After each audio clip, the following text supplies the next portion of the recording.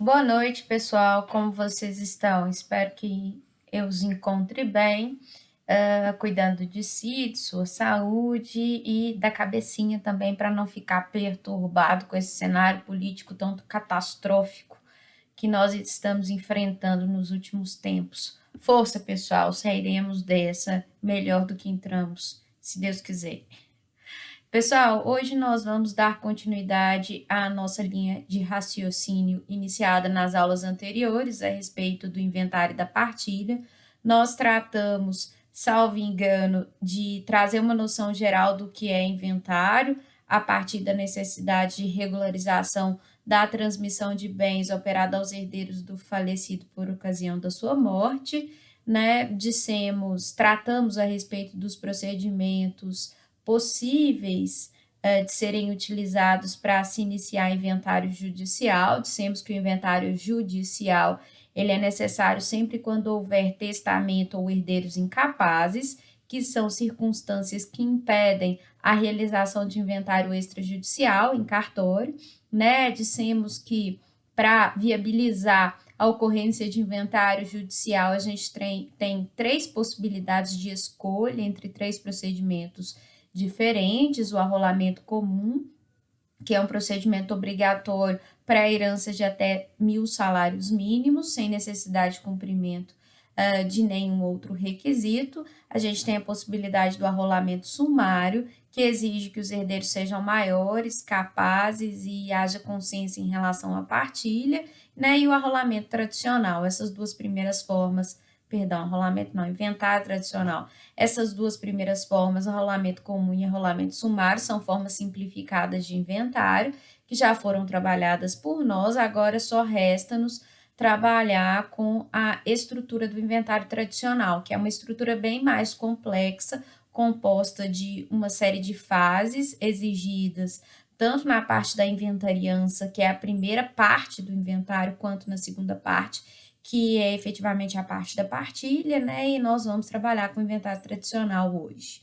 Falamos também de que existem alguns bens que dispensam a realização de inventário, como verbas de FGTS residuais que não tenham sido levantadas pelo morto em vida, né, durante vida, quando vivo. Falamos de restituição de imposto de renda, de saldos de poupança, de fundos de investimento, né? Aí bens que dispensam a instauração de procedimento de inventário. Falamos de inventário negativo, agora vamos falar propriamente do chamado inventário tradicional, que é exigido sempre que a gente não conseguir encaixar o procedimento de inventário judicial numa daquelas hipóteses simplificadas de inventário, arrolamento comum ou arrolamento sumário. Sempre que existir herdeiros incapazes e testamento, é necessário você judicializar, que o inventário seja realizado judicialmente. Antes da gente falar propriamente, pessoal, das pessoas legitimadas à instauração do procedimento de inventário em qualquer das suas modalidades, né, das fases que compõem o inventário tradicional, é necessário que a gente destaque algumas peculiaridades do inventário tradicional que são importantes aí. Já dissemos que o inventário judicial vai ser sempre necessário quando houver herdeiros incapazes e houver testamento. Essas circunstâncias exigem a instauração de inventário judicial. Aqui é importante destacar, contudo, pessoal, que tem havido uma tendência no Judiciário Nacional de você desjudicializar algumas demandas que sejam possíveis de serem realizadas em cartório. Nesse sentido, já houve decisão do STJ permitindo a realização de inventário extrajudicial, mesmo diante da presença de testamento e diante da presença de herdeiro incapaz, tá? Que são circunstâncias que, segundo o artigo 610, exigem necessariamente a ocorrência de inventário judicial. Contudo, em um caso isolado, já foi possível se realizar, com a autorização do STJ, inventário extrajudicial, diante da presença de testamento, porque se conferiu a regularidade do testamento mediante procedimento judicial prévio e mesmo diante da presença de herdeiro incapaz. Obviamente, houve um procedimento judicial anterior em que se atestou a preservação do interesse do incapaz, né? Havia consenso entre os herdeiros e as disposições testamentárias foram consideradas válidas. Por tudo isso, o STJ permitiu a realização, nesse caso, de inventário extrajudicial, mas é um caso só isolado que serve para a gente considerar como um importante precedente, contudo, não vinculante. Né, é um caso com características muito pontuais para aquela situação, de forma que a gente não pode sair dizendo que o STJ permite, né, a ocorrência de inventário em cartório diante de testamento e de herdeiro incapaz, até porque a lei proíbe isso, ela exige um inventário judicial, né, nessas circunstâncias. Bom, sendo inventário judicial, a gente possui 3 tipos de procedimento, como nós já destacamos: arrolamento comum, arrolamento sumário e inventário tradicional. A competência para todos esses 3 procedimentos está definida no artigo 48, que vai dizer que o foro competente para instalação, para início do procedimento de inventário em qualquer das suas espécies é o foro do domicílio do de cujus. Então, o foro do último domicílio do de cujus é a comarca, o foro competente para processamento, né, do procedimento de inventário de partilha, ok? Se o morto não tinha domicílio certo, o foro competente vai ser aquele onde se situar os bens móveis do falecido, ok? Se o falecido tiver bens imóveis em várias comarcas, então, se ele tiver se não tiver domicílio certo, repetindo, o foro competente vai ser o foro onde estão situados os bens imóveis. Acho que eu falei bem imóveis, né? Bens imóveis do falecido. Então, foro competente vai ser a comarca onde se situam os bens imóveis do falecido. Se o falecido possuir bens situados em várias comarcas diferentes, bens imóveis situados em várias comarcas diferentes, é competente para processamento do inventário qualquer dos foros, né, qualquer das comarcas onde se possua bens imóveis do falecido, onde existam bens imóveis do falecido. E se ele não possuir bens imóveis, bens imóveis no foro onde se situar qualquer bem móvel do falecido. Ok, pessoal? Basicamente, é essa regra aí de competência prevista no artigo 48 e ela serve para qualquer espécie de inventário. Qual é o prazo para a instauração do inventário? Bom, o artigo 611 diz que o prazo para iniciar o procedimento de inventário é de 2 meses, contados da abertura da sucessão, que se faz com a morte. Então, a gente tem em tese porque é um prazo impróprio e não há substancialmente sanções pelo descumprimento desse prazo. Então, a gente tem, processualmente falando, o prazo de 2 meses contados da data do óbito, da abertura da sucessão, para iniciar o procedimento de inventário. Bom, eu disse para vocês que, do ponto de vista processual, trata-se de um prazo impróprio, sem qualquer consequência aí, negativa, caso os interessados deixem de iniciar o procedimento de inventário dentro desse tempo, dentro desse prazo de 2 meses aí. Existem algumas legislações estaduais que, ao tratar do ITCD, que é o Imposto sobre Transmissão de Bens, Causa, Mortes e Doações, que incide por ocasião da transmissão de bens operada em razão da morte de alguém, né, para os seus herdeiros, existem alguns estados que levam esse prazo de 2 meses em consideração para poder fazer incidir multa, né, caso o ITCD não seja recolhido dentro deste prazo. Não é o caso da legislação mineira, né? O artigo 13 da lei que rege o ITCD no estado de Minas estabelece que o prazo para recolhimento do imposto sem qualquer incidência de penalidade, é de 180 dias, contados a partir da data da abertura da sucessão. Então, é um prazo bastante dilatado quando comparado ao prazo previsto no CPC para iniciar procedimento de inventário. E a legislação mineira, ela ainda estabelece uma possibilidade de desconto caso a declaração de bens do morto e o recolhimento consequente do ITCD sejam feitos em até 90 dias contados a partir da abertura da sucessão. Então, há a possibilidade de desconto de 15%, né, no montante total do imposto que deve ser recolhido, a alíquota é de 5%, né, sobre o valor total da herança, como vocês sabem, e aí há a possibilidade desse desconto, que é de 15%, caso o recolhimento do imposto seja feito a partir da data da abertura, em 90 dias, a partir da data da abertura da sucessão, né? Então, em Minas, né, na legislação mineira que rege o ITCD, esse prazo aqui de 2 meses para início do procedimento de inventário, ele é tão só impróprio mesmo, não há qualquer consequência do ponto de vista tributário, tampouco processual, pelo descumprimento desse prazo aí. Né? Algumas leis estaduais já tiveram até a constitucionalidade arguída nesse sentido.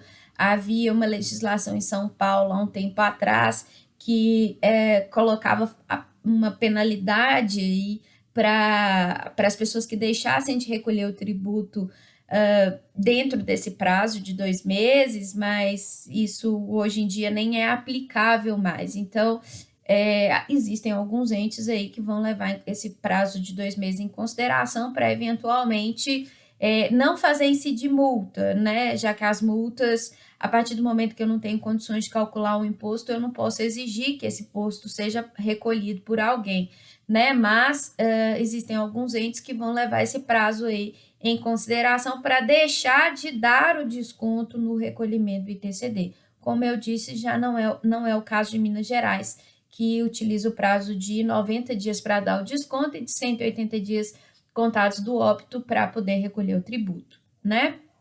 Sem qualquer tipo de, enfim, penalidade, sanção. Bom, pessoal, quais características a gente deve aventar aí a título de peculiaridade do inventário tradicional? É importante destacar, pessoal, que apesar do procedimento de inventário ser um procedimento de jurisdição contenciosa, né, que, via de regra, presume a ocorrência de litígio, não há propriamente no inventário que se falar na presença de autores e réus, como ocorre em ações, né, de natureza contenciosa.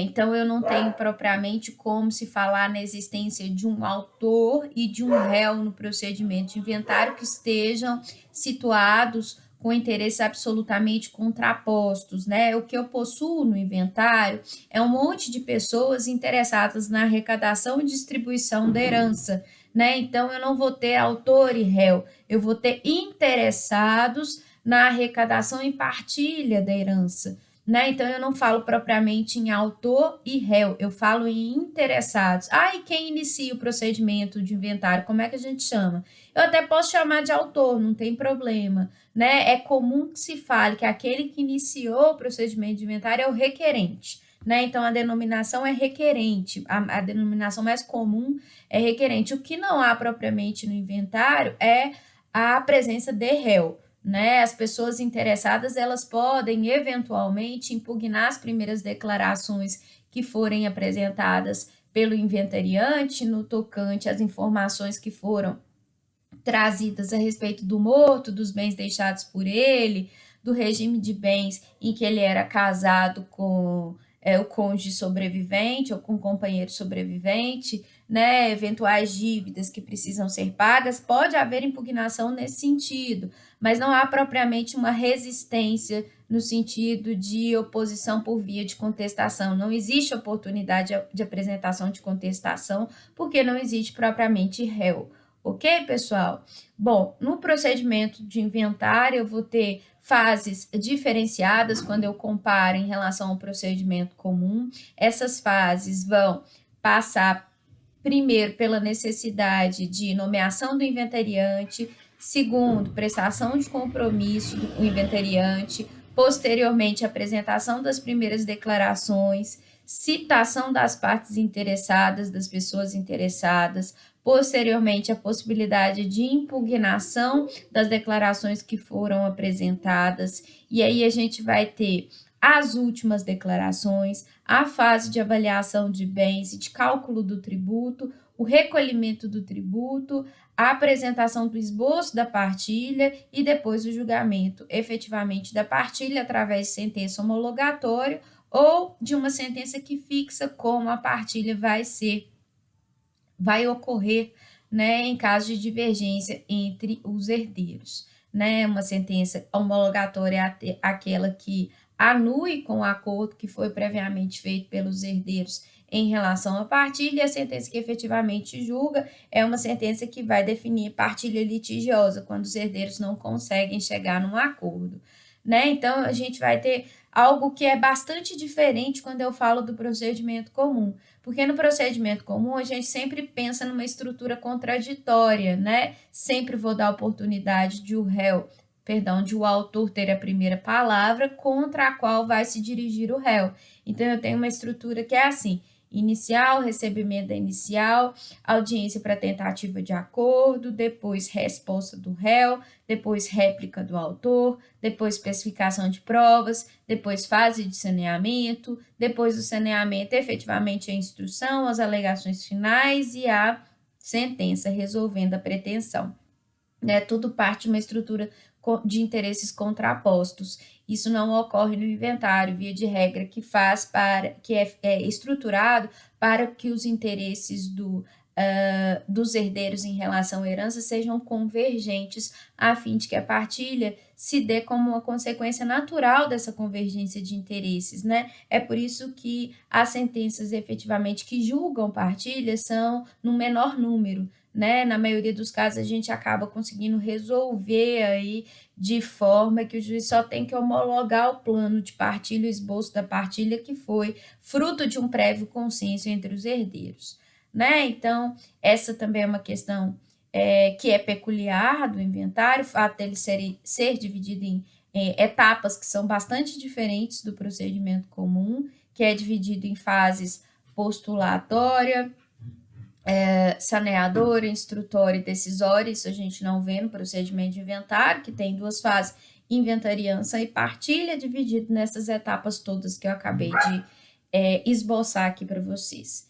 É importante destacar ainda como peculiaridade do procedimento de inventário, pessoal, que este procedimento é de uso obrigatório, então não existe opção para o autor de se recorrer ao procedimento comum se ele está diante de uma situação que justifica a utilização do procedimento de inventário, né? É um procedimento de uso obrigatório, não podendo o autor optar pelo procedimento comum. Se ele está diante de uma situação em que é necessária a arrecadação dos bens do falecido, pagamento de suas dívidas e a distribuição do restante entre os seus herdeiros, é necessário que haja a instalação do inventário, a propositura da ação de inventário. Outra coisa, o juízo do inventário ele tem competência universal para conhecer de demandas em que o espólio for efetivamente réu, demandas de caráter patrimonial, então ações que sejam dirigidas ao espólio para pagamento de dívidas devem ser distribuídas por dependência ao juízo onde se processa os autos do inventário, a fim de que este juízo venha, se for o caso, proceder à habilitação das dívidas para pagamento no procedimento do inventário, ok? Então, ele tem competência universal para processamento das ações em que o espólio for réu, ações de caráter patrimonial que envolvam cobrança de dívida, ok? Essa é outra característica fundamental. E, por último, é importante ressaltar, pessoal, que o procedimento de inventário admite apenas instrução documental, não é possível se admitir no procedimento do inventário a produção de outras provas de natureza não documental, que se refiram, por exemplo, à necessidade de inquirição de testemunha, à realização de perícia, né, a realização de inspeção judicial e outras provas que demandam maior dilação no tocante à produção de outros meios aí de prova além da instrução meramente documental. A doutrina chama essa imposição que é feita no procedimento de inventário de necessidade apenas de produção de prova documental de questões de alta indagação, ou seja, não é possível se discutir em procedimento de inventário questões de alta indagação, que são aquelas questões que demandam por instrução probatória, além da prova meramente documental, que são aquelas questões que demandam aí intervenção de uma ação de conhecimento mesmo, de uma atividade cognitiva de acertamento de direitos por parte do juiz. Essa proibição de questões de alta indagação, que segundo o Código Civil de processo civil, devem ser remetidas às vias ordinárias, está prevista no artigo 612, vejam só. O juiz decidirá todas as questões de direito, desde que os fatos relevantes estejam provados por documentos, só remetendo para as vias ordinárias as questões que dependerem de outras provas. Então, é necessário que haja distribuição de ações próprias de conhecimento distintas do procedimento de inventário, se houver necessidade de prova de questões que não estão demonstradas por documentos no inventário, como, por exemplo, se houver necessidade de investigação de paternidade de um herdeiro que não está documentalmente reconhecido como herdeiro, né? Se houver necessidade de reconhecimento de uma união estável que o morto estabeleceu com alguém, né? Essas questões, além de terem competência material distintas, né? Porque são de competência da vara de família e não da vara de sucessões nas comarcas onde há essa especialização, né? Essas são situações que demandam instrução probatória diferente da meramente documental. Portanto, não é possível se cumular pretensão de inventário com essas pretensões, né? É necessário que elas sejam remetidas à discussão em outros procedimentos, que a gente chama de vias ordinárias. Via ordinária nada mais é do que procedimento comum. Então, essas questões que demandam produção de prova pericial, oitiva de testemunha, elas devem ser discutidas em ações de procedimento comum, distribuídas em autos apartados do procedimento de inventário e, muito provavelmente, em juízos de competência distinta, naquelas comarcas, né, onde há essa especialização das varas.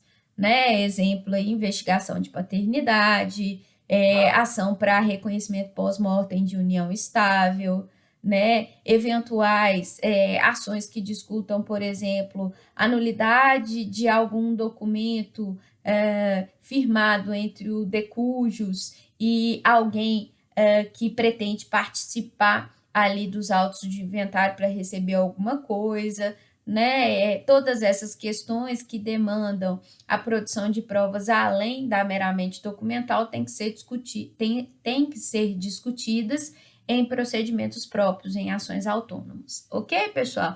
Essas aí são as principais peculiaridades do procedimento de inventário e elas valem, via de regra, para todo e qualquer procedimento de inventário, não apenas o inventário tradicional. Ok, pessoal? Agora, propriamente falando, né, do procedimento de inventário tradicional. O que eu vou falar aqui na legitimidade ativa ainda serve também para arrolamento comum e arrolamento sumário.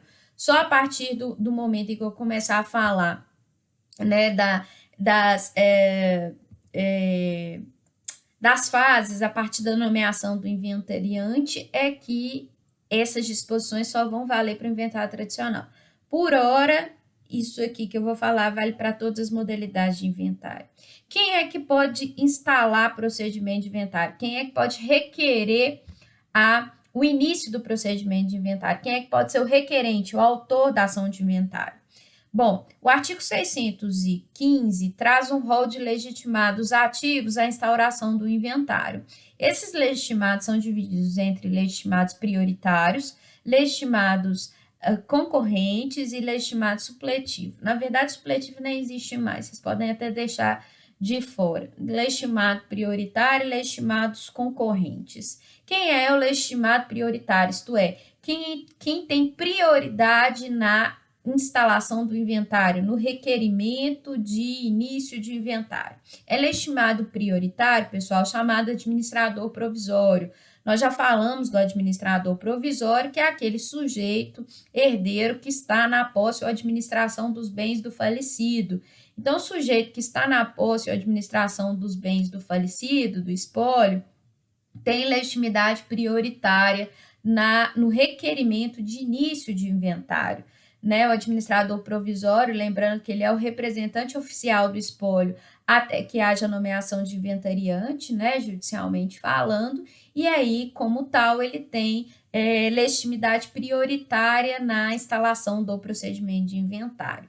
Bom, se a gente não conseguir identificar o administrador provisório ou se houver vários herdeiros na posse e administração dos bens do espólio, surge a chamada legitimidade concorrente. Ou seja, esses sujeitos que eu vou acabar de indicar aqui, eles podem todos ao mesmo tempo, independentemente da vontade do outro, né, requerer a instalação do inventário. Quem são os legitimados concorrentes? O cônjuge ou companheiro sobrevivente, né, o herdeiro, o legatário, testamenteiro, cessionário do herdeiro ou do legatário, credor do herdeiro, legatário ou autor da herança, MP se houver herdeiro incapaz e fazenda pública quando tiver interesse. Além disso, também é possível que o inventário seja requerido pelo administrador judicial da falência do herdeiro, do legatário ou do autor da herança ou do cônjuge ou companheiro supérstite. Então, percebam, pessoal, que a legislação coloca um rol de legitimados concorrentes.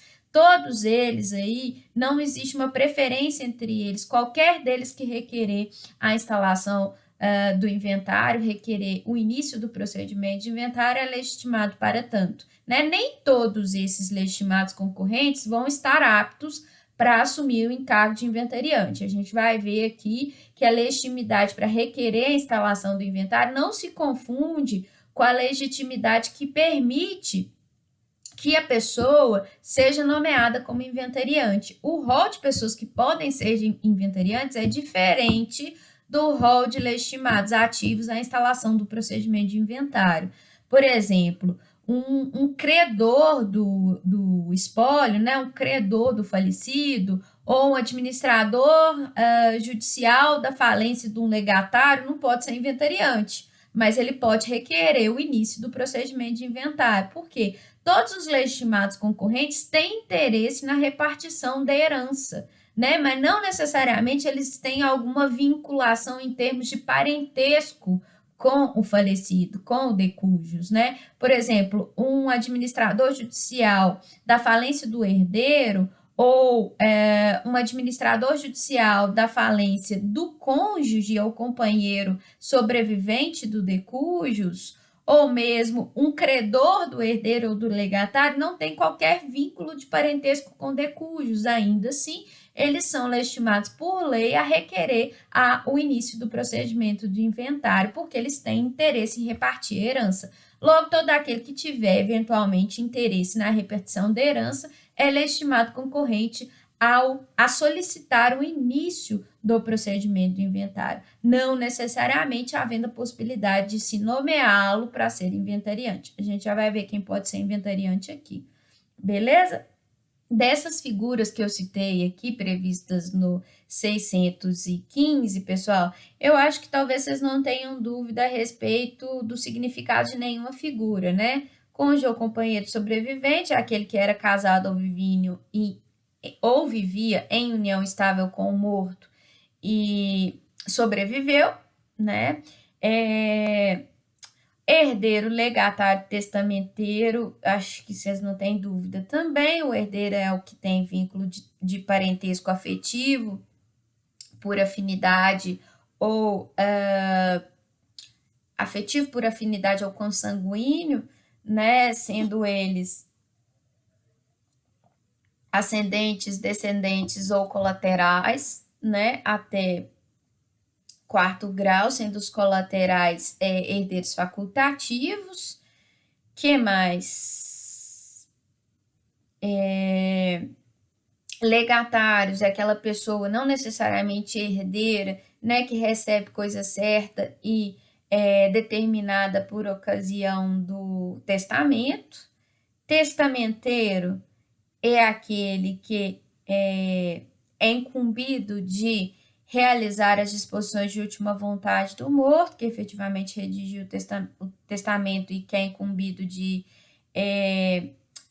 cumprir as disposições testamentárias deixadas pelo morto. Cessionário do herdeiro do legatário é aquele que substitui a figura do herdeiro ou do legatário por ocasião de cessão de crédito. Credor do herdeiro do legatário ou do autor da herança são credores, né, de pessoa, do próprio autor da herança, do próprio decus, ou de herdeiros ou de legatários que estejam, que vão ser contemplados ali no inventário, e aí o credor tem interesse de participar do procedimento de inventário para poder ter a dívida dele paga. MP, se houver interesse de incapaz. Fazenda pública, quando ela tiver interesse, e ela tem interesse no recolhimento do imposto, lembrando que ela não tem como participar e nem requerer a instalação de arrolamento comum ou arrolamento sumário, tendo em vista que nessas hipóteses de inventário simplificado, o recolhimento tributário é feito por via de lançamento administrativo, né? Não se faz discussão judicial a respeito do recolhimento do tributo, portanto, não se admite que a fazenda requer a instalação dessas duas modalidades de inventário, apenas inventário tradicional, né? Administrador judicial da falência do herdeiro, do legatário, do autor da herança ou do cônjuge ou companheiro supérstite. O administrador judicial é uma figura aqui que entra caso o herdeiro, o legatário, o autor da herança ou o cônjuge sejam empresários e tenham declarado falência, né? Esse administrador também tem legitimidade para requerer a instalação do inventário. Bom, no CPC de 73, havia ainda, pessoal, a previsão legal de legitimidade supletiva, que era a possibilidade do juiz de ofício requerer a instalação do inventário, ordenar a instalação do inventário. Essa legitimidade sempre foi muito criticada pelas pessoas que estudam o inventário, pelo fato do juiz ser regido pelo princípio da inércia, né? De forma que ele não pode iniciar procedimento judicial sem provocação. E aí, de fato, pessoal, é muito remota a possibilidade que um juiz, diante das N funções que ele possui, que ele assuma o dever de iniciar procedimento de ofício se nenhum interessado na abertura da sucessão requereu o início do procedimento de inventário, né? Isso é bastante incomum, é quase sui generis, né? Essa iniciativa por legitimidade supletiva do magistrado, de forma que essa ideia de legitimidade supletiva ela foi deixada de lado no CPC de 2015 e não existe mais legitimidade supletiva por parte do magistrado. Beleza, pessoal? Bom, aqui só lembrando, eu citei o artigo 1829, que trata da ordem de vocação hereditária no Código Civil, que vocês estão cansados de ver, né, quando estudaram sucessão legítima no direito às sucessões com o professor Renato, né? Essa ordem de sucessão legítima ela deve seguir o disposto no 1829, que vai dizer que a sucessão legítima é deferida na seguinte ordem: aos descendentes em concorrência com o cônjuge ou companheiro sobrevivente, salvo se este for casado com o falecido em regime de comunhão universal ou separação obrigatória de bens, ou se no regime de comunhão parcial o autor da herança não tiver deixado bens particulares. Então, existe direito à concorrência do cônjuge com descendentes, se ele for casado com o falecido em comunhão parcial e houver o falecido deixado bens particulares, né, na participação final dos aquestos, se houver bens particulares e no regime de separação convencional, tendo em vista que o 1829, inciso 1º, exclui a concorrência dos cônjuges nos demais regimes de bens. Ele não concorre, ele é apenas meeiro no regime de comunhão universal, né, no regime de separação obrigatória e no regime de comunhão parcial, se o autor da herança não deixou bens particulares, né? Lembrando aqui que só há concorrência do cônjuge na repartição dos bens que são particulares, né? Ele não entra para a sucessão dos bens comuns. Obviamente, no caso de o cônjuge ser casado com o falecido em regime de comunhão parcial e o falecido houver morrido, deixando bens particulares, né? Haverá também concorrência dos cônjuges com ascendentes e o cônjuge sobrevivente herdará sozinho na hipótese de não haver nem descendente nem ascendente e em última hipótese entrarão aí os colaterais para sucederem na hipótese de não haver descendentes, na hipótese de não haver ascendentes e de não haver cônjuge sobrevivente, tendo em vista que os colaterais não são herdeiros necessários, né? Eles são herdeiros facultativos. É importante destacar ainda o 1830, que diz que somente é reconhecido o direito sucessório ao cônjuge sobrevivente se ao tempo da morte do outro não havia separação judicial, nem separação de fato há mais de 2 anos, salvo se neste caso a convivência se tornara impossível sem culpa do cônjuge sobrevivente. Então, se a separação de fato ocorreu sem qualquer tipo de culpa do cônjuge sobrevivente, né, é possível que ele participe da sucessão. Na verdade, tudo isso vocês já estudaram, né, em Direito das Sucessões, eu só estou lembrando algo que vocês já estudaram, né? Eu trouxe aí a informação contida no informativo 563 do STJ, que também reúne uma orientação do enunciado 270 do Conselho da Justiça Federal, que diz que o cônjuge ou companheiro sobrevivente é herdeiro necessário e concorre com os descendentes na sucessão dos bens particulares deixados pelo falecido e também no regime de separação convencional e na participação final dos aquestos, se houver bens particulares, como eu disse para vocês. O cônjuge sobrevivente não seria herdeiro quando casado no regime de comunhão universal, parcial e participação final dos aquestos se o falecido não deixar bens particulares e no da separação obrigatória. Lembrando aqui, pessoal, que existe aí uma controvérsia a respeito da súmula 377, que diz que no regime da separação legal de bens, que é a separação obrigatória, né, comunicam-se os bens adquiridos na constância do casamento.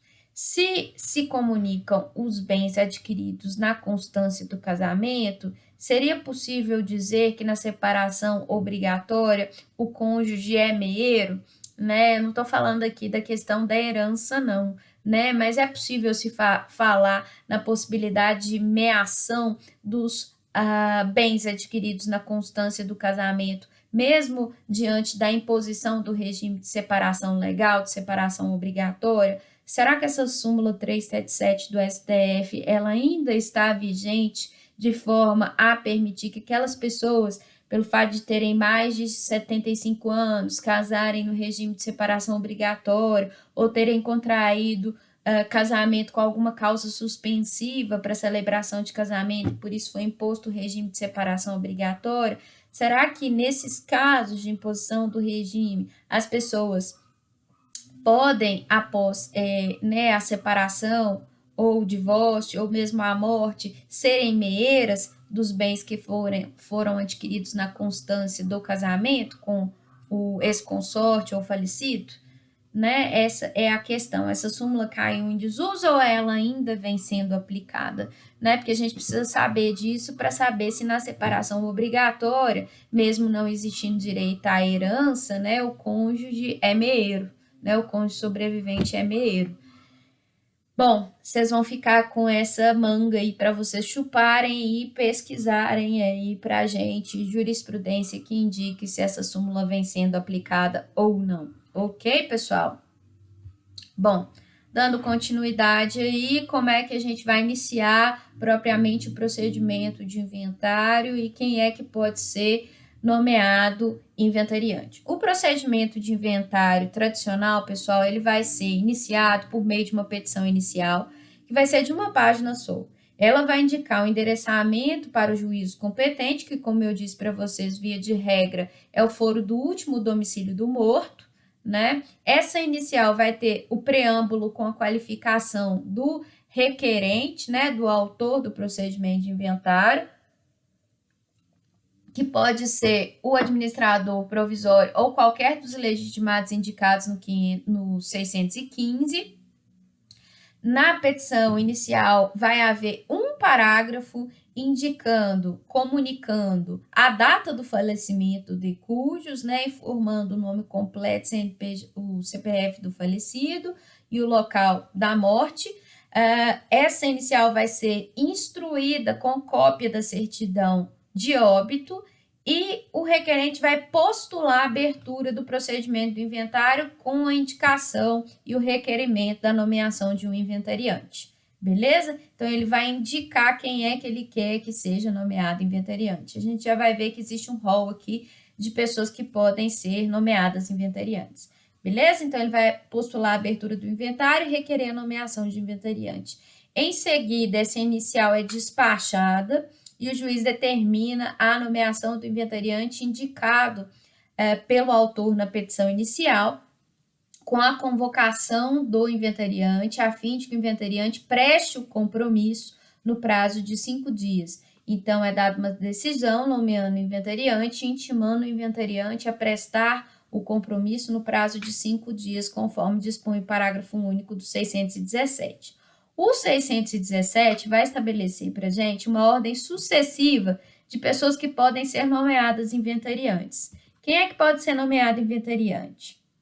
Cônjuge ou companheiro sobrevivente, desde que ele estivesse convivendo com o outro ao tempo da morte deste. Então, veja. Se o cônjuge ou companheiro sobrevivente estiver convivendo com o outro ao tempo da morte do decúbito, do falecido, do autor da herança, é possível que ele seja nomeado inventariante. Se não, se o cônjuge ou companheiro sobrevivente não convivia com o falecido, com o autor da herança, ao tempo da morte, isso não significa que ele vai deixar de participar do procedimento de inventário. Ele vai participar do procedimento de inventário em 2 ocasiões. Primeiro, se ele for herdeiro. E a gente vai ver, a gente viu, né, que para que ele seja herdeiro, é necessário que as circunstâncias, as exigências do 1829 e do 1830 do Código Civil sejam preenchidas. Ou seja, que o sujeito seja casado com o cônjuge em regime de comunhão parcial ou em participação final dos aquestos ou separação convencional e o falecido tenha deixado bens particulares, né? Além disso, é necessário que ele não esteja separado de fato há mais de 2 anos, nem separado judicialmente do falecido, né? Então, essas são as circunstâncias que autorizam a participação do cônjuge sobrevivente no procedimento de inventário. Agora, se ainda assim, nessas circunstâncias, o sujeito não tiver convivendo com o morto ao tempo da morte, convivendo com o autor da herança ao tempo da morte, ele vai participar do procedimento de inventário, porque ele depende ali de receber um quião hereditário, só que ele não pode ser nomeado inventariante, tá? Para ser nomeado inventariante, ele precisa necessariamente estar convivendo com o autor da herança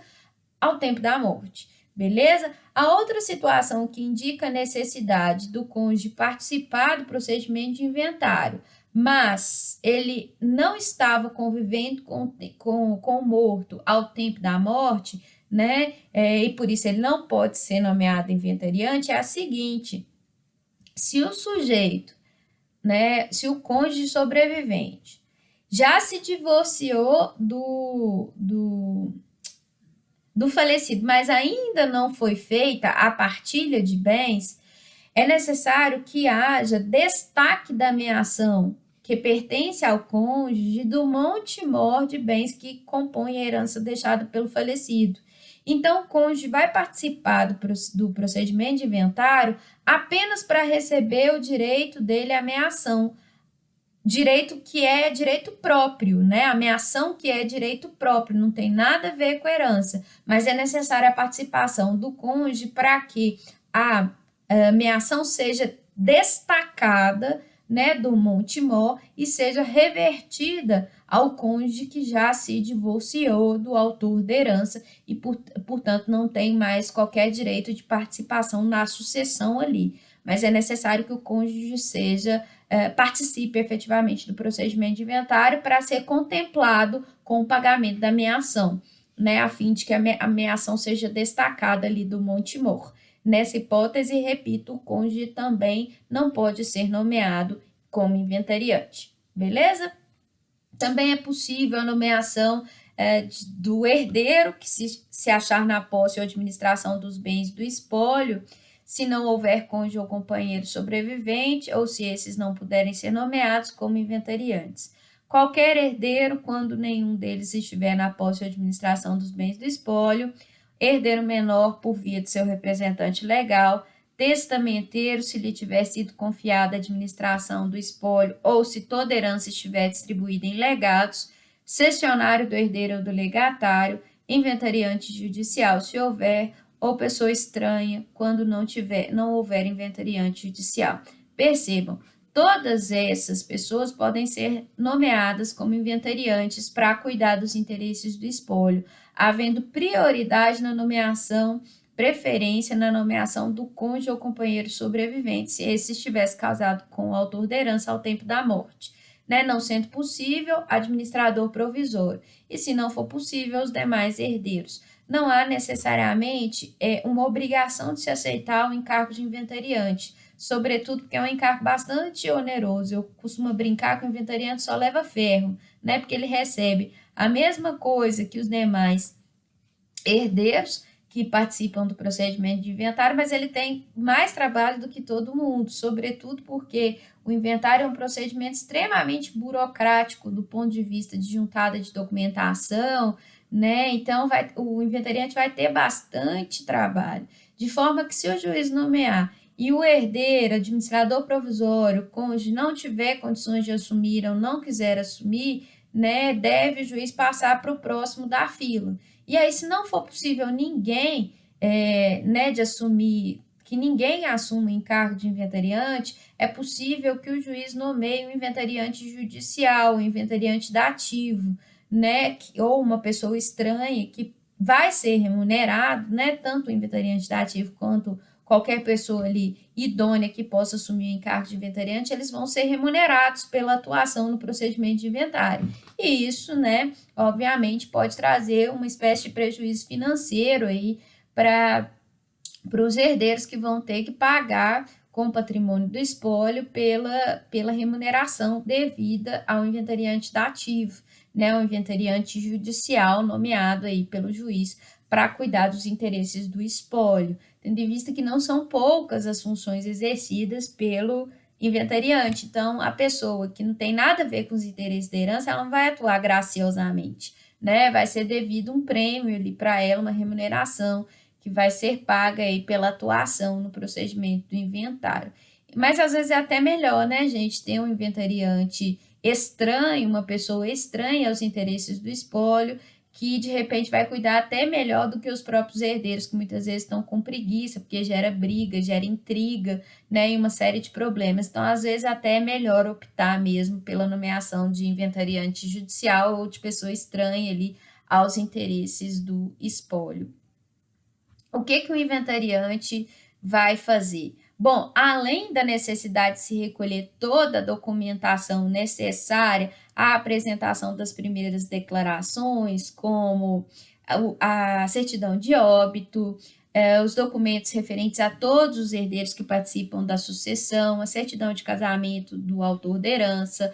Além disso, os documentos relativos a todos os bens deixados pelo falecido, bem como, né, documentos referentes às dívidas que precisam ser pagas, documentos relativos às doações que foram feitas aos herdeiros em vida, cuidar de fazer a descrição dos bens necessária e para que seja calculado o tributo que vai ser recolhido por ocasião da transmissão de bens. Então, tudo isso é incumbência do inventariante. Além disso, ele tem o dever de prestar as primeiras declarações, de trazer à colação os bens doados em vida pelo falecido aos seus herdeiros legítimos. Ele tem o dever de prestar as últimas declarações, cuidar para a manutenção e conservação dos bens que estejam sob sua guarda, prestar as informações relativas ao espólio sempre que for convocado pelo magistrado,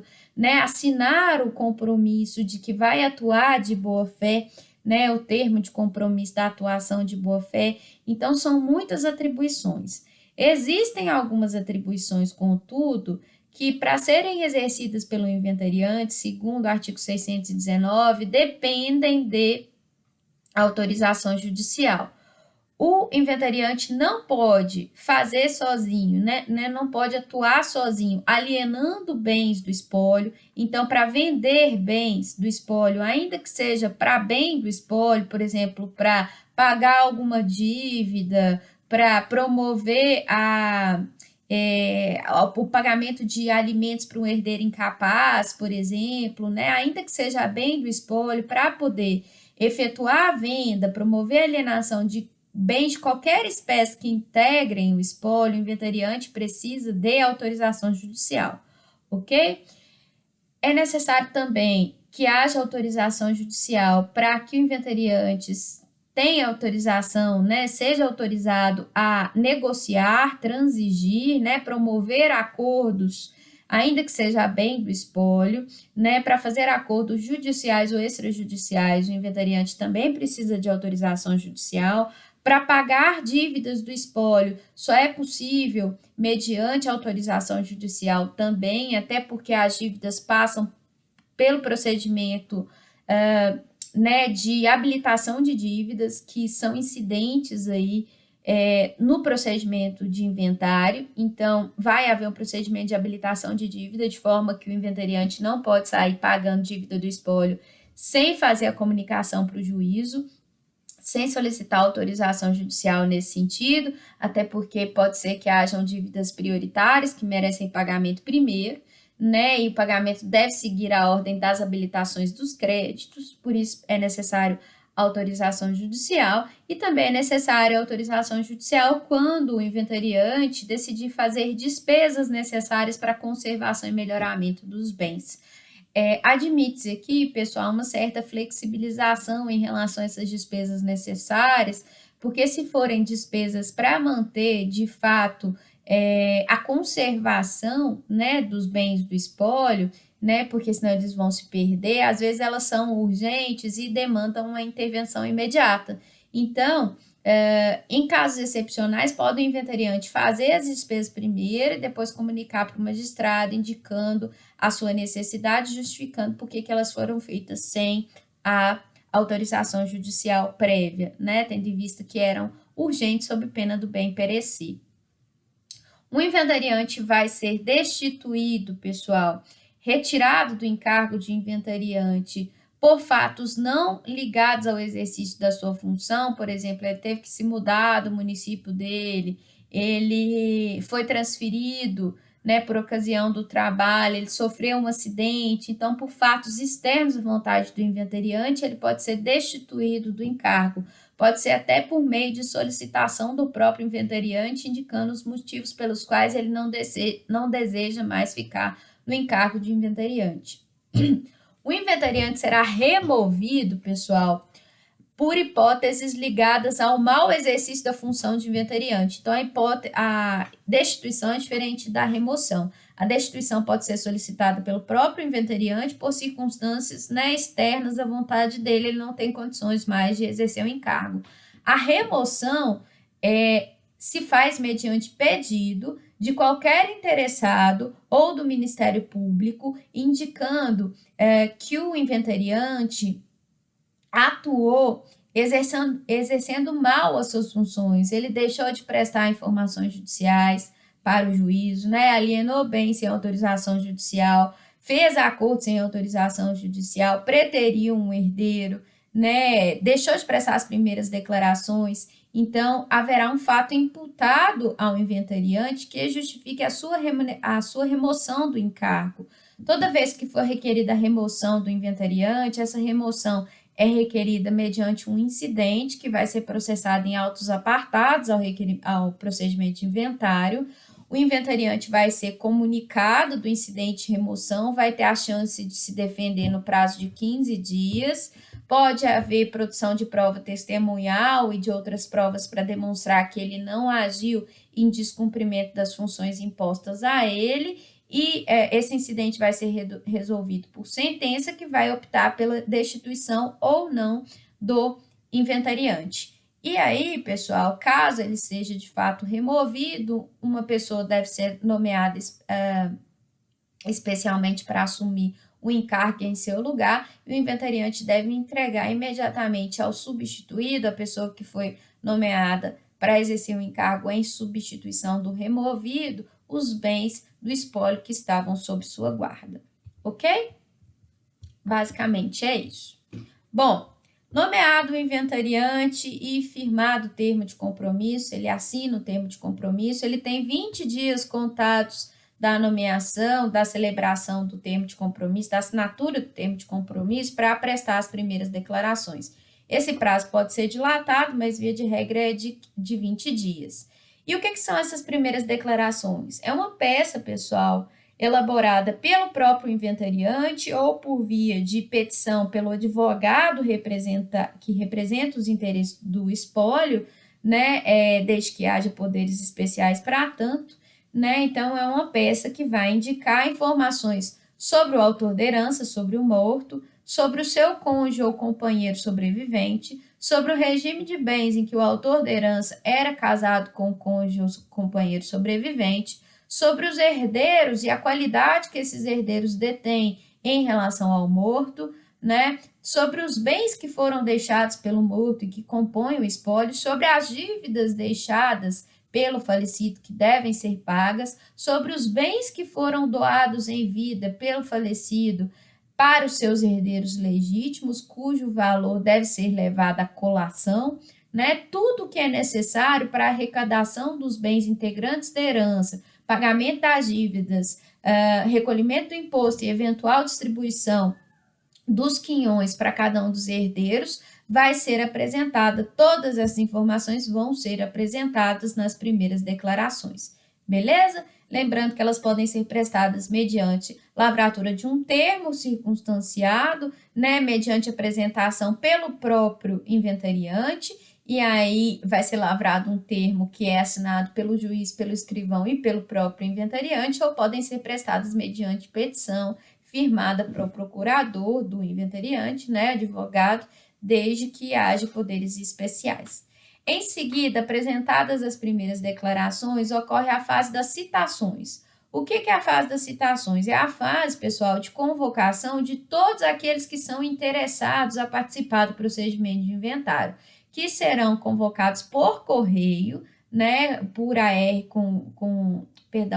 por carta com AR, com aviso de recebimento, e eles também serão convocados por meio de edital. É sempre necessário, no procedimento de inventário, se expedir edital para convocar eventuais herdeiros incertos e eventuais credores que não saibam da instalação do procedimento de inventário, eventuais interessados ali na repartição dos bens que compõem a herança, né? Então, será feita as citações pelo correio com edital de herdeiros, de legatários da Fazenda Pública para que tome conhecimento e verifique a viabilidade de recolhimento do tributo, do MP se houver herdeiro incapaz ou ausente, do testamenteiro se houver testamento, não há, via de regra, necessidade de citação dos cônjuges dos herdeiros, cônjuge ou companheiro dos herdeiros, para aqueles herdeiros que sejam eventualmente casados ou que vivam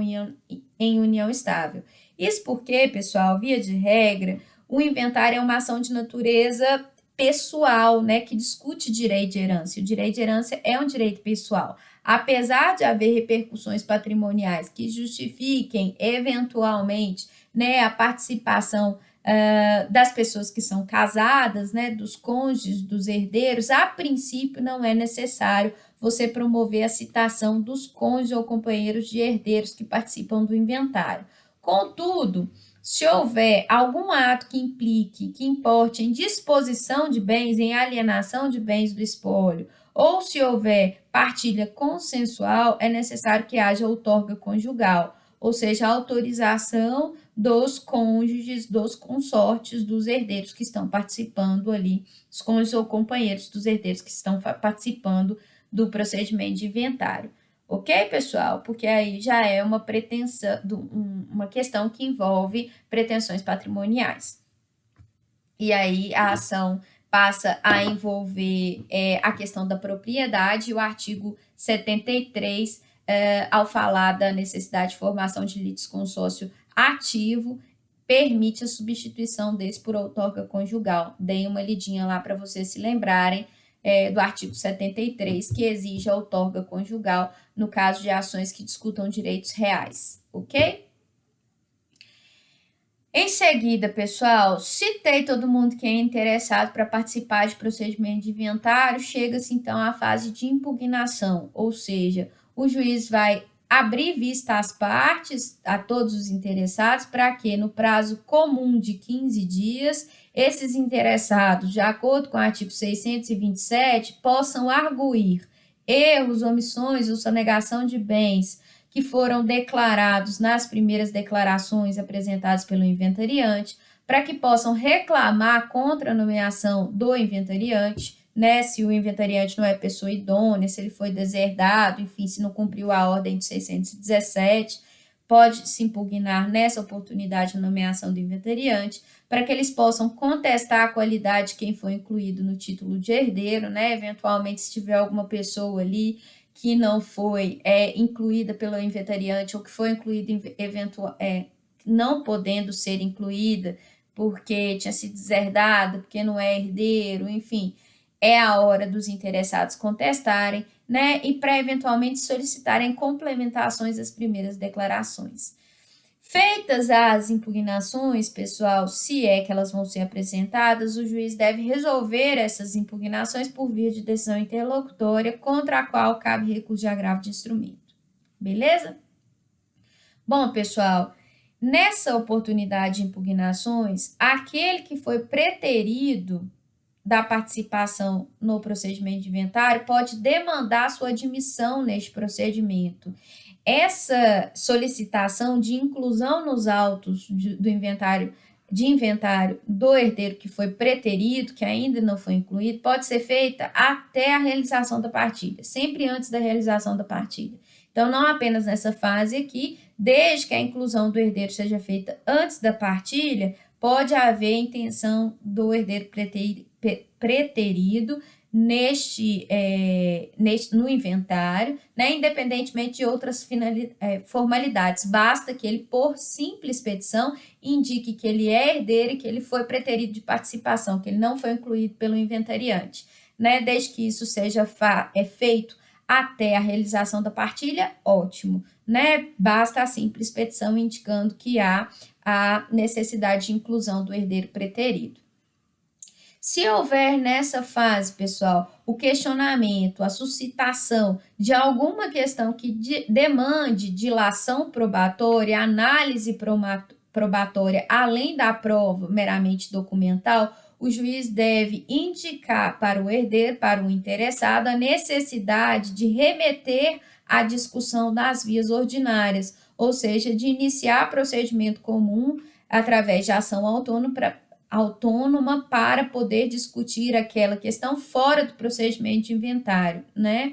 Enquanto isso, o que o interessado pode fazer para preservar os seus interesses no procedimento de inventário, né? Enquanto aquela questão que ele alega não for decidida no procedimento comum, na ação que ele vai distribuir. Ele pode solicitar, pessoal, a concessão de uma cautelar de arresto a fim de que sejam apreendidos os bens referentes à sua cota hereditária, né, se for um credor ali, para que sejam bloqueados os bens necessários para pagamento da sua dívida, se for herdeiro, para que sejam bloqueados os bens que vão ser revertidos a ele, né, e que esses bens não sejam distribuídos até os demais para os demais herdeiros, até a solução daquela questão que vai ser decidida no procedimento comum. Tá? Então, a cautelar aí, ela vem como uma medida preventiva, acautelatória, protetiva dos interesses daquele que foi remetido às vias ordinárias para discutir determinada questão. Percebam que o valor não vai ser levantado ainda, ele vai ficar lá protegido, à espera do sujeito que foi remetido às vias ordinárias, para quando o sujeito voltar com a decisão do procedimento lá nas vias ordinárias, dizendo se ele tem direito ou se ele não tem direito. Ok, pessoal?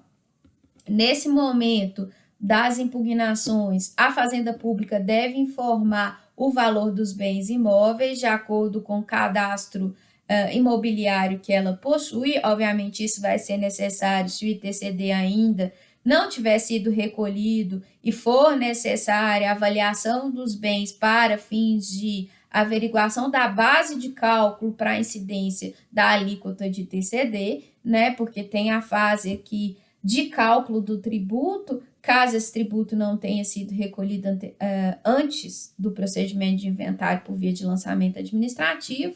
E também aqui, pessoal,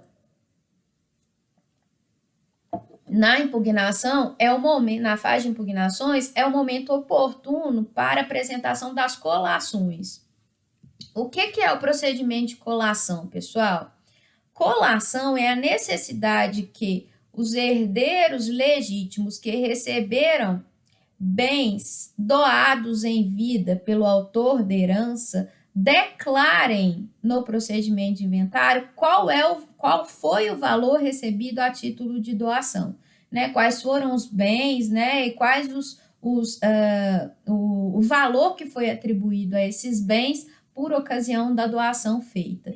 Isso para quê, pessoal? Para que haja retorno ao monte modo das liberalidades que foram feitas pelo autor da herança antes dele falecer e para que haja uma distribuição equitativa das cotas hereditárias, né? Para que haja igualação das legítimas. Então, a fim de igualar as legítimas e fazer uma distribuição equitativa dos quinhões hereditários, evitando que um herdeiro legítimo seja mais beneficiado do que o outro, todos os herdeiros legítimos que receberam doações do falecido em vida, né, são obrigados a declarar o quanto eles receberam a título de doação nos autos do procedimento de inventário, a fim de que as cotas hereditárias sejam igualmente repartidas entre todos os herdeiros legítimos que participam da herança.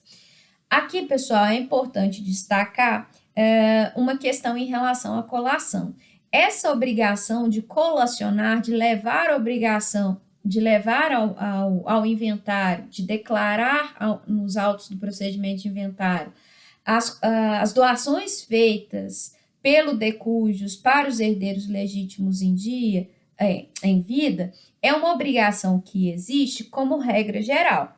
Contudo, no momento em que foi feita a doação, a escritura pública de doação, ou contrato de doação, ou mesmo o testamento futuro, podem prever que a doação feita pelo falecido dispensa a necessidade de colação. Então, no próprio instrumento de doação, ou num testamento futuro, né, se houver doação após a morte, pode haver a indicação de que o decújus, autor da herança, queria, de fato, beneficiar um herdeiro legítimo, dispensando esse herdeiro de trazer à colação o bem doado. Então, se no instrumento público, se no instrumento de doação ou em testamento, houver dispensa de colação, autorização expressa de dispensa de colação, pode, né, o herdeiro ser dispensado de trazer à colação o bem que lhe foi doado, né? Então, pode haver essa possibilidade de dispensa aí por ocasião da previsão contratual, né, no instrumento de doação ou em testamento, né? O autor da herança dizer expressamente: eu dispenso fulano de tal da colação, né? Então, neste caso, o herdeiro contemplado pela doação vai ser dispensado de declarar aquele valor para fim de igualação da legítima, para fim de repartição das cotas hereditárias, ou seja, ele vai receber o mesmo tanto dos demais herdeiros, considerando aquilo que foi declarado no procedimento de inventário, excluindo-se a doação que já foi recebida em vida, porque ela foi excluída de colação, ela não deve integralizar o monte mor da herança deixada pelo falecido. Ok, pessoal? Então, em resumo, esse procedimento das colações ele está previsto nos artigos 639 a 641 do CPC, mas, sobretudo, é tratado a partir do artigo 202 do Código Civil, que vai trazer as regras direitinho para o procedimento de colação, dizendo, esclarecendo que a colação é uma necessidade de conferência dos bens da herança com os outros que foram transferidos pelo decujus em vida aos seus herdeiros, né, promovendo o retorno ao monte mor das liberalidades feitas pelo autor da herança antes de falecer, para que haja uma equitativa apuração das cotas hereditárias, né? Segundo a lei civil, os descendentes que concorrem à sucessão do ascendente comum são obrigados, para igualar as suas legítimas, a conferir o valor das doações que dele receberam em vida, sob pena de sonegação. A colação tem por fim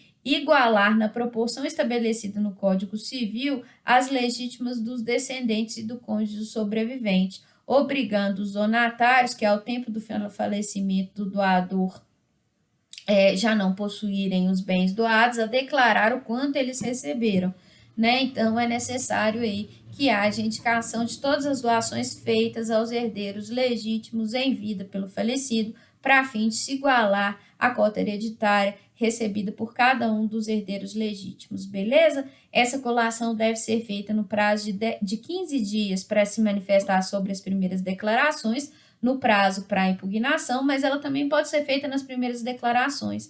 Então, se o próprio inventariante já souber, né, dos bens doados em vida que não dispensaram colação pelo morto e que devem ser indicados no inventário, ele mesmo pode indicar nas primeiras declarações, beleza? O herdeiro que renuncia à cota-parte na herança e que recebeu alguma doação em vida sem dispensa de colação está obrigado a colar, né? Ele tem que levar os bens à colação.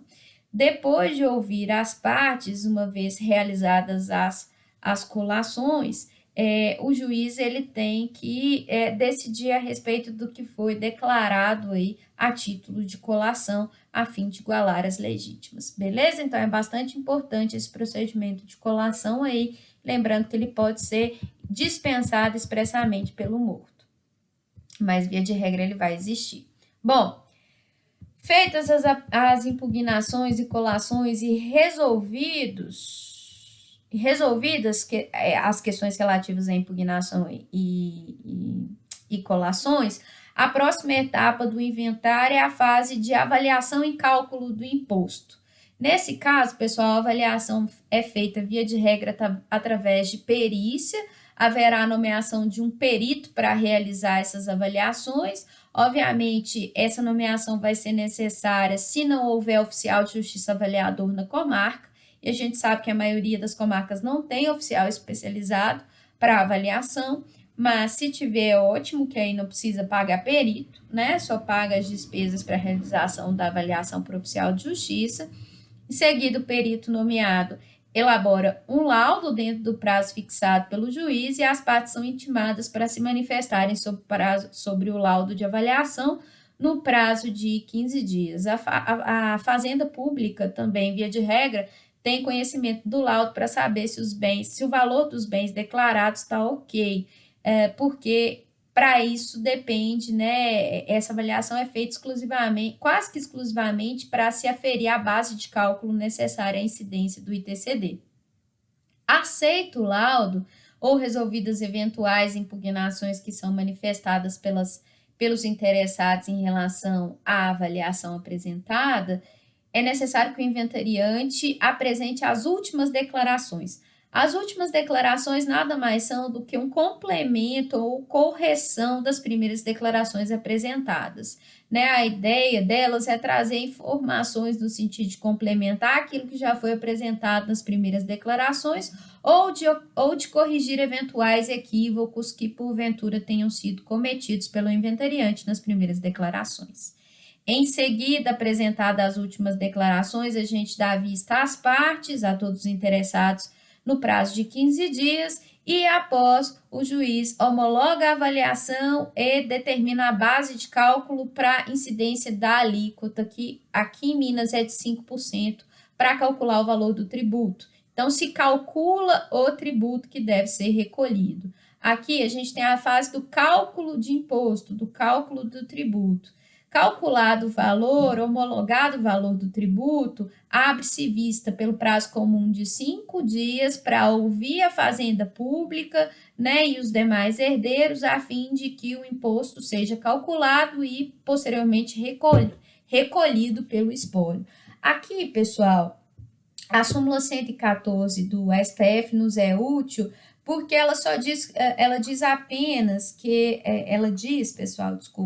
que a fase de fato que permite a exigibilidade do tributo, do ITCD, é a fase de cálculo. Então, só é possível se tornar exigível o recolhimento do ITCD a partir do momento em que eu tenho certeza da base de cálculo. E no inventário tradicional, não posso exigir tributo antes de ter a base de cálculo, né? Então, em tese, só seria possível o recolhimento do ITCD a partir do momento em que eu tenho o levantamento de todo o monte mor, né, da herança, a avaliação dos bens deixados pelo falecido, o pagamento das dívidas e, além disso, o que sobrar vai ser avaliado.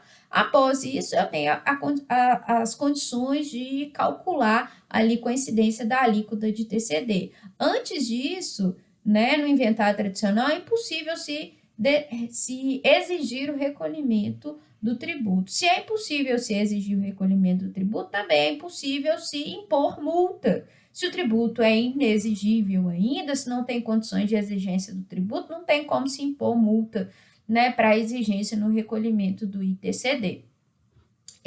Aqui também é importante se destacar que eu estou falando tudo isso hipoteticamente, porque a gente sabe que tem procedimento administrativo de lançamento do tributo, onde o próprio contribuinte, né, inventariante ou herdeiros, declaram para o fisco o valor dos bens sobre os quais deve incidir a alíquota de TCD, e esse recolhimento é feito sem ingerência do Poder Judiciário.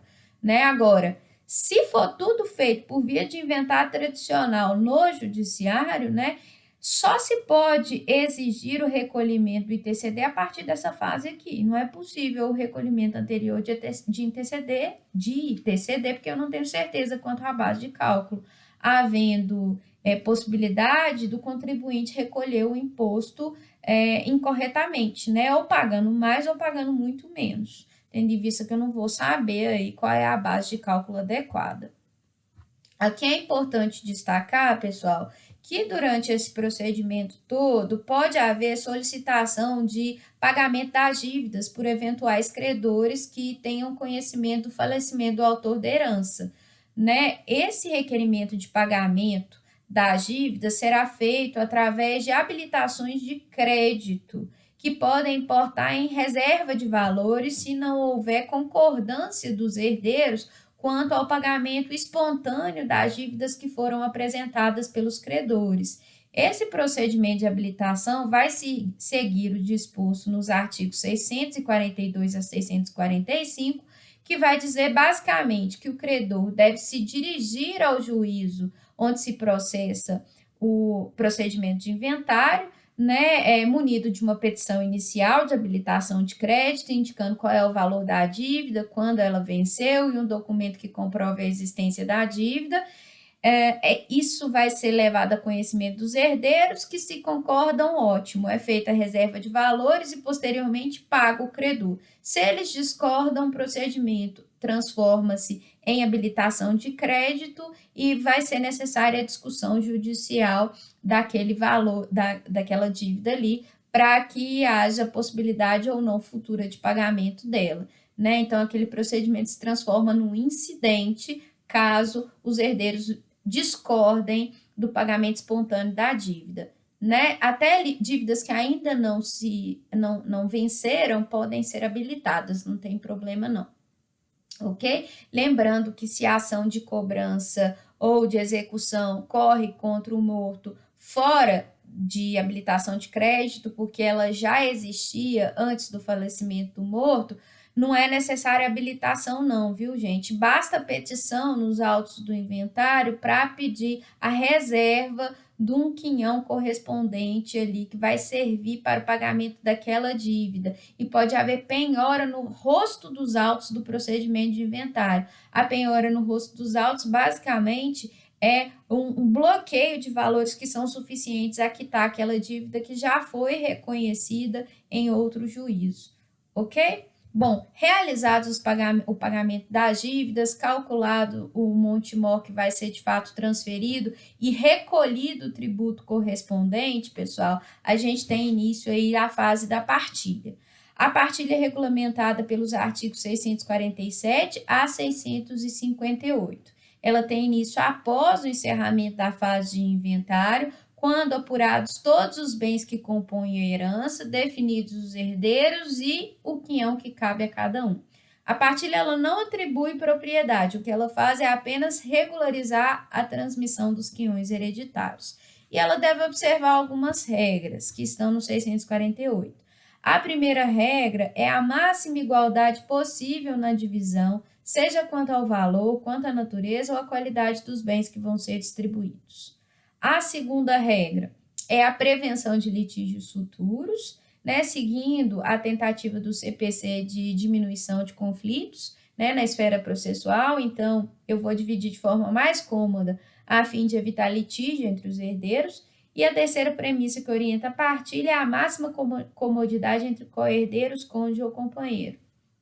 De forma que eu vou manter, eventualmente, se os herdeiros já estiverem na posse de determinados bens, eu vou prioritariamente manter na divisão dos quinhões aquele bem com o herdeiro que já está na posse dele, evitando conflito e fornecendo a máxima comodidade aí entre os herdeiros, cônjuge ou companheiro. De forma que eu vou sempre tentar dividir de maneira mais cômoda para evitar litígios futuros. Né? Essas premissas, elas têm por intenção fornecer um tratamento colaborativo de boa-fé processual ao Instituto da Partilha, né? Então, a partilha vai se dar da seguinte forma: depois que é feito o pagamento dos credores e apurado o conjunto de bens, ocorre um prazo de 15 dias, né? Abre-se prazo de 15 dias para que os herdeiros formulem os seus pedidos de quinhão, né? Esse pedido pode ser feito em conjunto, elaborado por via da representação do próprio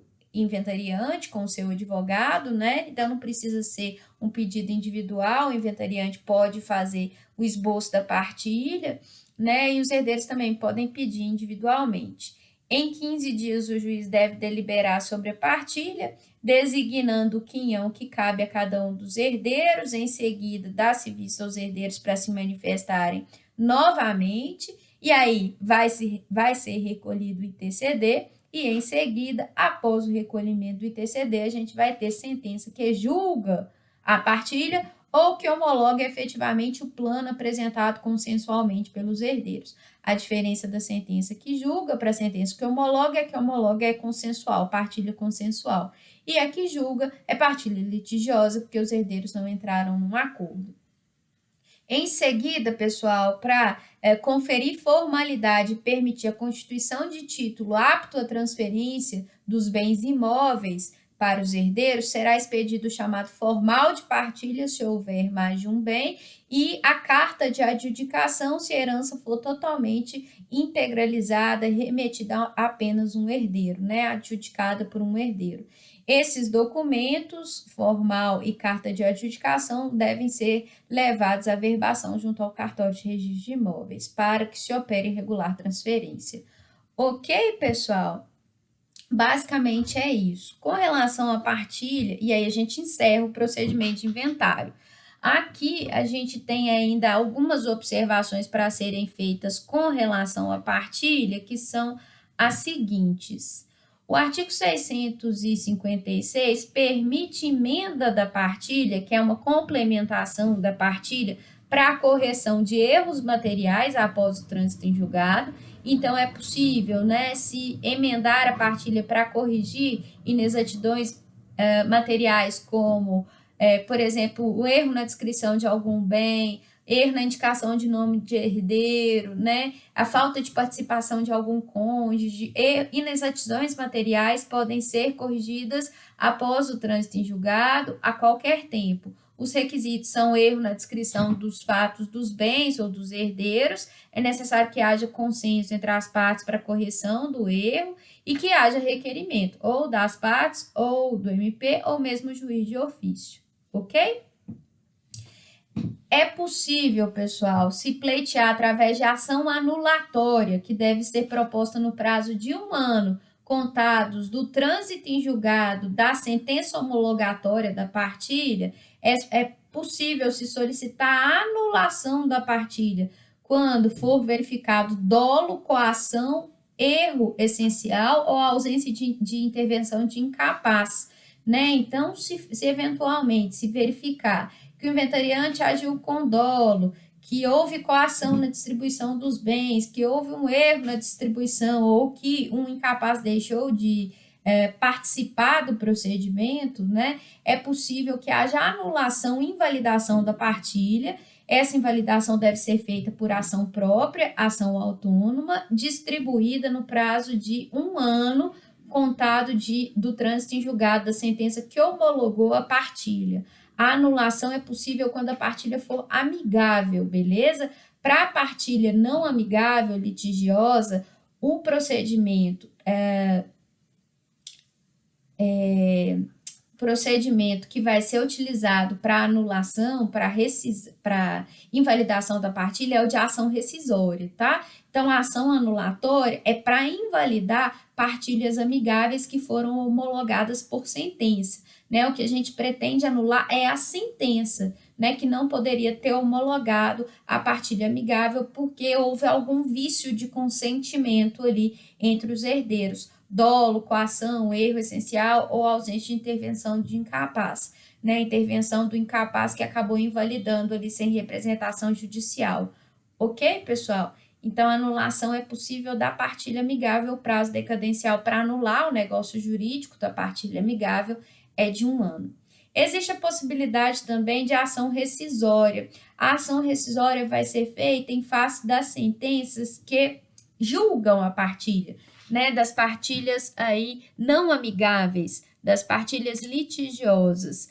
A ação rescisória ela tem prazo de 2 anos, contados do trânsito em julgado da sentença que julgou a partilha, e ela pode ser motivada quando a partilha pretere alguma das formalidades legais, por exemplo, deixa de dar vista aos herdeiros, deixa de recolher o tributo, né, deixa de prevenir litígios futuros, deixa de preteriu algum herdeiro, alguma formalidade que não foi cumprida pela partilha justifica a propositura da ação rescisória. E há a disposição expressa também de que a rescisão da sentença pode ocorrer pelos mesmos motivos que justificam a ação anulatória. Então, os vícios de consentimento, de dolo, coação, erro essencial ou intervenção de incapaz também permitem a rescisão da partilha não amigável, né? E também é possível se solicitar a rescisão da sentença por via de ação rescisória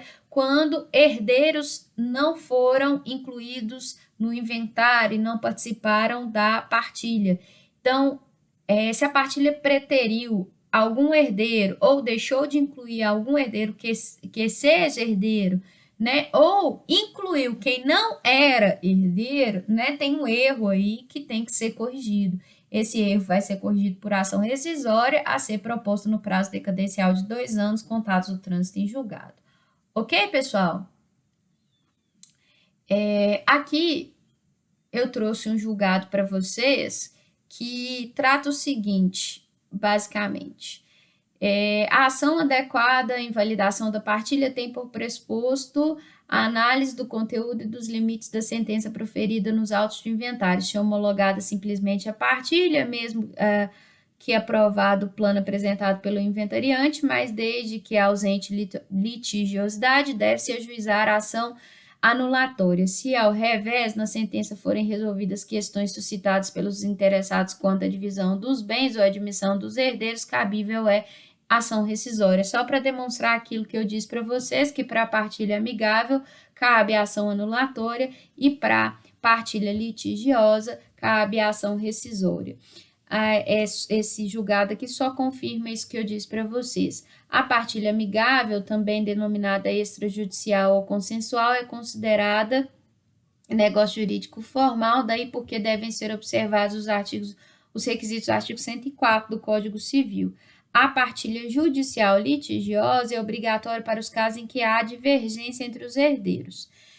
Bom, pessoal, aqui existe um consenso no sentido de que quando a partilha judicial resolve, a partilha litigiosa, né, julgada por decisão judicial, para que eu comece a contar o prazo para rescisão, para ação rescisória, primeiro é necessário transitar em julgado. E para transitar em julgado, é necessário esgotar o prazo de apelação primeiro. Então, primeiro cabe a apelação, só depois do trânsito em julgado da partilha judicial, né, da partilha litigiosa, da decisão da sentença que fixou a forma de se partilhar, é que vai haver possibilidade de ação rescisória. Então, primeiro eu tenho que esgotar a apelação. Agora, não existe unanimidade no tocante à necessidade de apelação para partilha consensual contra a sentença homologatória. A maioria dos autores sustentam, e aí tem o Cristiano Chaves, o Nelson Rosenwald como exemplares disso, que o prazo decadencial de 1 ano para anular conta-se aí a partir do momento em que a sentença é publicada, né? Então, não existe possibilidade de eu invalidar por meio de apelação. O mecanismo apto seria só a ação anulatória, não haveria interesse recursal na apelação, já que houve consenso entre os herdeiros. Eu não concordo muito com essa opinião, não, pessoal. Eu, Camila, né, confesso que eu não achei nenhuma diretriz nesse sentido, mas eu, Camila, apelaria primeiro. Se eu não conseguisse invalidar por meio da apelação, eu tentaria a invalidação por meio de ação anulatória, né? Para mim, o prazo só tem que ser contado a partir do trânsito em julgado após esgotada a possibilidade de apelação, mas não é isso que a doutrina majoritária vem entendendo. Ok, pessoal? Não é possível se invalidar, segundo a doutrina majoritária, a partilha consensual por meio de apelação, e sim apenas por meio de ação anulatória. A apelação cabe para a partilha judicial, mas a partilha amigável não, né? Ela só pode ser invalidada por ação anulatória, ok? Bom, para agora mesmo a gente encerrar a aula, 2 questões ainda, a questão do inventário conjunto e a questão da petição de herança. Percebam que eu disse para vocês que existem basicamente 2 oportunidades para que o herdeiro, que foi preterido na participação nos autos do inventário, intervenha, solicite sua inclusão no inventário. Ele pode solicitar mediante simples petição até a realização da partilha, então antes da realização da partilha, essa inclusão pode ser feita mediante simples petição, desde que o herdeiro demonstre que ele é herdeiro e solicite a inclusão no procedimento de inventário, e após a realização da partilha, essa inclusão do herdeiro preterido pode ser feita por meio de ação rescisória, né? Só que a ação rescisória tem prazo de 2 anos, contados do trânsito em julgado. E depois desses 2 anos do prazo para rescisória, do esgotamento do prazo para rescisória, pode o herdeiro preterido participar da sucessão se ele não foi reconhecido como tal na herança, se ele não teve a oportunidade de receber o seu quinhão hereditário? Sim. Como que é feita, né, a solicitação da restituição da herança pelo herdeiro que foi preterido? Através de uma ação, petição inicial de processo de conhecimento. Essa ação se chama petição de herança. A petição de herança, pessoal, é regulamentada pelo artigo 1824, que diz assim: o herdeiro pode, em ação de petição de herança, demandar o reconhecimento do seu direito sucessório para obter a restituição da herança ou de parte dela contra quem, na qualidade de herdeiro ou mesmo sem título, a possua.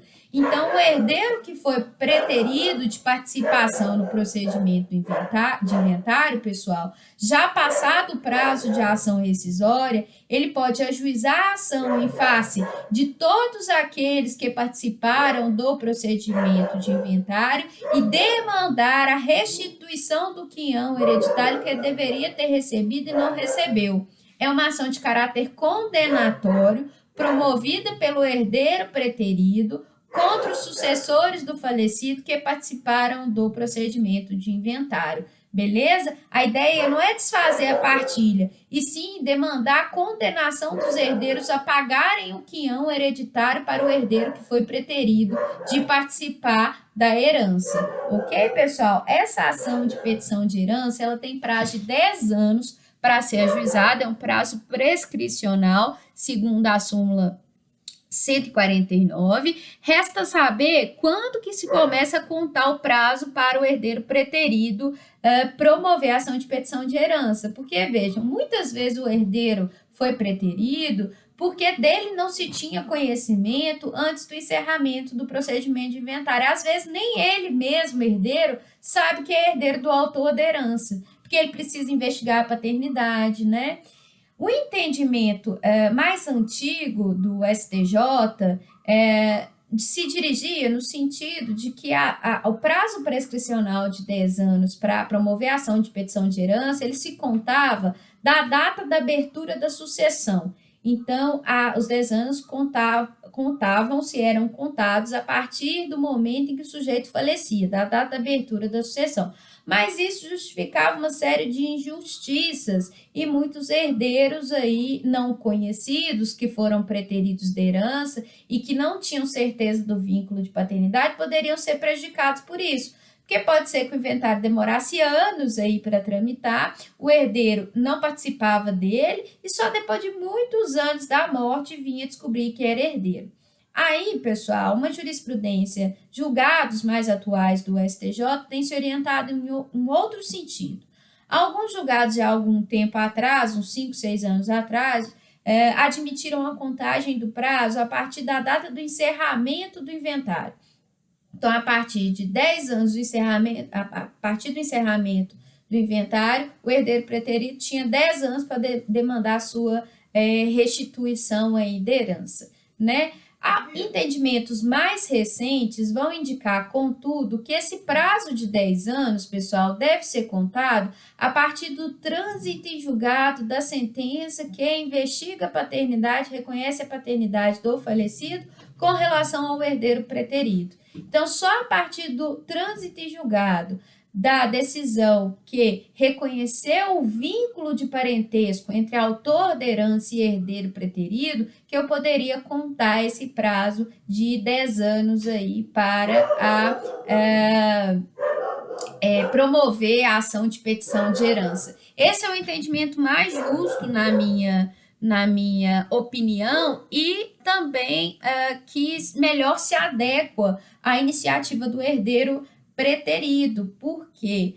Porque não tem como eu declarar que exista direito à herança antes de reconhecido o vínculo de paternidade. Eu trouxe para vocês aí um posicionamento mais recente do STJ, de 2018, que diz que, tratando-se de filho ainda não reconhecido, o início da contagem do prazo prescricional só terá início a partir do momento em que for declarada a paternidade, momento em que surge para ele a pretensão de reivindicar os seus direitos sucessórios. Então, não é possível se falar em início de contagem de prazo prescricional antes de transitar em julgado a sentença que reconhece a paternidade.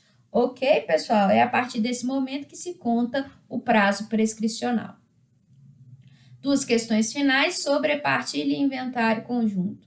Sobrepartilha, pessoal, é a necessidade de um novo inventário a partir do momento em que é encerrado o inventário anterior e alguns bens ficam de fora, seja porque eles são sonegados pelo inventariante, pelos herdeiros, eles não são simplesmente indicados, né, no procedimento de inventário, seja porque eles foram descobertos após a partilha, ou seja porque eles eram litigiosos e tinham litigiosos são aqueles bens que ainda dependem de discussão judicial, por exemplo, um crédito que o morto tinha para receber de alguém, mas não tinha decisão definitiva ainda, se era direito ou não do morto receber. Então, aquilo não foi declarado no inventário. Bens situados em local remoto, fora da sede onde tramita, né, o procedimento de inventário, todos esses bens podem perfeitamente não terem sido declarados e, por isso, não terem sido objeto de repartição entre os herdeiros. Caso isso ocorra,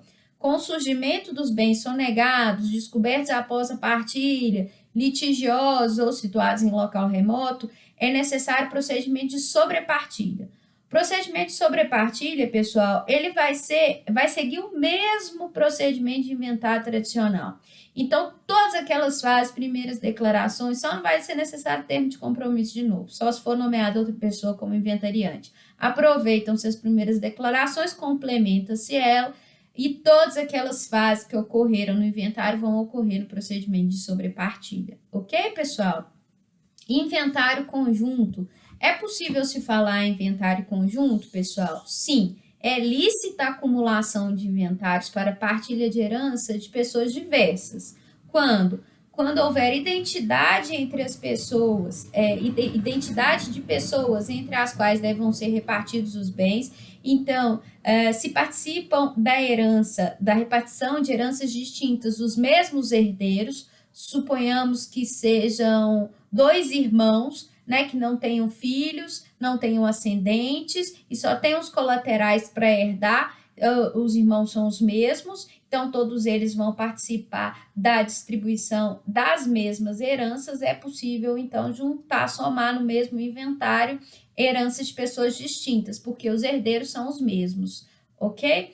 Heranças de pessoas que são cônjuges, né? Então, heranças deixadas por dois cônjuges ou companheiros, né? Então, independentemente da existência de bens comuns, existem, de herdeiros comuns, existem laços comuns ali, patrimônio comum para ser repartido entre os herdeiros. Essas heranças podem ser processadas por inventário conjunto e quando existir dependência de uma das partilhas em relação à outra. Por exemplo, existe um filho pré-morto e depois morreu o pai, né? Uma herança para ser distribuída, os filhos para poderem, né, distribuir, os filhos do pré-morto para poderem participar da sucessão do ascendente que morreu depois, eles têm que uma herança, né, passa a depender da outra e existe uma dependência das partilhas realizadas aí, então é possível você juntar tudo no procedimento de inventário para facilitar a distribuição dos quinhões. No caso previsto no inciso 3º, que é de dependência de uma das partilhas em relação à outra, se a dependência for parcial por haverem outros bens, o juiz pode ordenar a tramitação separada. Então, se houver uma dificuldade grande de tramitação conjunta, né, o juiz pode ordenar a tramitação separada. E no caso de o inventário se processar conjuntamente pelo fato de haver herança de dois cônjuges ou companheiros, prevalecerão as primeiras declarações e o laudo de avaliação apresentado no primeiro inventário, salvo se foi alterado o valor dos bens. Imaginemos, né, que tenha sido iniciado o inventário do marido primeiro, logo depois a mulher faleceu. As primeiras alegações apresentadas no inventário do primeiro falecido, do marido, assim como o laudo de avaliação feito né, no primeiro procedimento de inventário vai ser aproveitado aí para o segundo, quando as heranças forem juntadas. Ok, pessoal?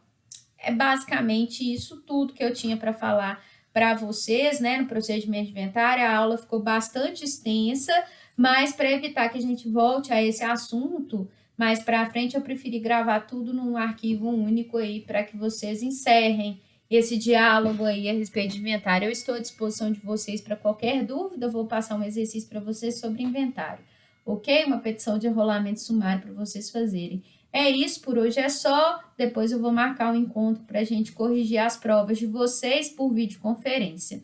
Um beijo, até mais e ótima semana. Tchau, tchau.